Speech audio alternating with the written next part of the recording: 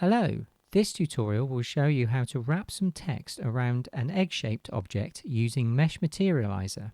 First of all, let's delete the default cube here and let's add a UV sphere.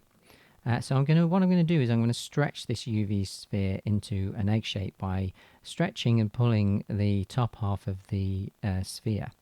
And to do this, I'm going to actually just increase the vertical rings that subdivide the sphere a little bit to the same number of segments here. So with that done, I can press Tab to enter edit mode, and I'll just click and select the top vertex. So if now I hit G and Z, I can move this vertex restricted by the Z direction. But that's not exactly what I want to do, so if I right click to cancel that, I'm going to deform the top half by using something called proportional editing. And what this does is basically when I edit something, it won't just change the vertex here or move the vertex here, it will move the ones that are nearby as well. So if I press G and Z here and move it up and down, you'll see that at work, that the vertices closest to the single vertex in the middle are moving with it. And then if I use the mouse wheel to scroll down, actually that increases the deformation, so I can get it about there, and then I can hit X here to kind of look at that to make sure I've got a kind of an egg-shaped object, and that will be okay for the purposes of this demonstration. So then I'm going to hit Tab and just right click and shade smooth. You don't have to do that, but it just looks better in the viewport. And then once I've got that, I'm going to add some text. So I'm going to press Shift A, go down to text, and then I'm going to just give this something seasonal, like it's an egg, so Happy Christmas.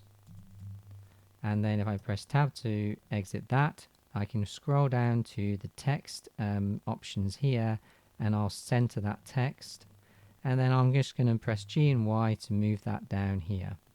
And then I'm going to add a few things to this text. I'm going to add some thickness by increasing the extrude options here. And then I'm also going to just give it a slightly kind of round bevel. You can see that at work here. So I'm just going to give that a little bit of smoothness there.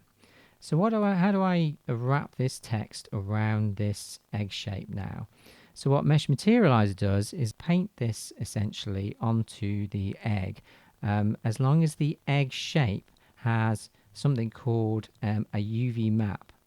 And what a UV map does, if I go over to the UV editing tab, is that basically a UV map is kind of like, imagine it's like kind of a hidden version of what this egg shape would look like if it was rolled out into 2D, into a kind of a 2D canvas. And in the UV editing tab, this is what this is on the left hand side. It's how this egg would look if it's kind of unwrapped onto a 2D space. So this allows images to be mapped onto this 2D space.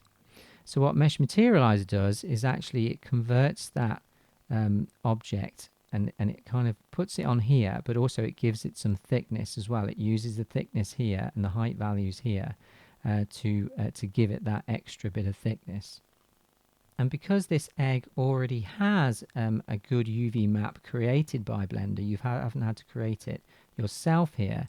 All I need to do is exit edit mode by pressing Tab, select this first object here that I want to actually deform, and then press Shift and select the egg. And then with Mesh Materializer installed, you'll have this little checkered box. And what this does is just creates the UV mesh based on your last selection. So it knows that the first selection you made is the object that you're deforming, and the last selection is the object you're deforming to. So I just hit that button and it will map the object onto there. So it doesn't look perfect yet, but if you go back to the Layout tab and select the Modifiers tab, you can look at the Mesh Materializer modifier that has been added to this copy of this object here. So with that, I can basically start to adjust this object that's being mapped onto the egg, and I can reduce its scale. And this is when you start to see the beginning of a decent result. So here it says Happy Christmas, and it's stretched along the surface of the egg. You will notice with text particularly, but with other objects too, is that when you deform an object around it, the object looks a bit distressed. It's got these kind of stretching parts around it. And this is because if you select the wireframe to look at the wireframe, you'll see that the wireframe that's being created with all the vertices and edges is not kind of nicely bendable. Think of it like a literal kind of metal wireframe. So if you were going to bend this around a smooth surface, the wireframe would look bent. And that's what you're seeing here. If I untick the wireframe view here, you can kind of see that distressed look. So what I'm going to do here quickly is add something called a remesh modifier. So a remesh modifier will automatically attempt to reconfigure the underlying mesh into something a bit more uniform so that it can be bent a lot more. It can have more uniform edges and faces. So it's not perfect in every instance, but it will hopefully suit our needs here. So what I'm going to do here with this object selected is add a remesh modifier. And here you can see that by default it won't look perfect. But what I'm going to do, because it's kind of got sharp edges, I'm going to select the sharp mode, and then I'm going to start increasing the number of segments here. So you start to notice it's only doing part of the text, and that's because you need to untick this remove disconnected option here. And there you get to start to see, as you increase the octree depth, a more uniform text. So you have to be careful with this setting here, because if you go back to wireframe mode, this has created lots of faces. So if I start increasing that by 9, say, it's created an awful lot of faces. So this wouldn't be perfect for things like games, but for things like 3D printing, that's going to be hopefully more useful. So you can see here that the bending here is going to be a lot smoother because it's got lots more information about the object, so it can start to bend it a lot more. So if I untick wireframe there, you've got the Happy Christmas wrapped onto the egg. And what you can do now is change the position of it up and down here. And then you can start to look at the object more closely. So there are still imperfections here. You can see that there's kind of like little kind of artifacts where the lines are, and that's because if I click shade flat, you'll see that the actual object is actually probably conforming too well, as it were, to the egg shape. So what I can do with this egg shape is add something called a subdivision surface modifier, and this will smooth out all the quads, all the rectangular faces on this, and subdivide them smoothly.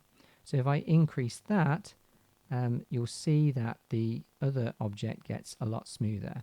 So again, it does increase geometry, and you'd have to be careful. If I untick this optimal display, you'll see the actual object has lots of resolution. So you have to consider that when you're, especially if you're thinking about games, you're going to have to probably look at retopologizing this or simplifying the mesh a lot more.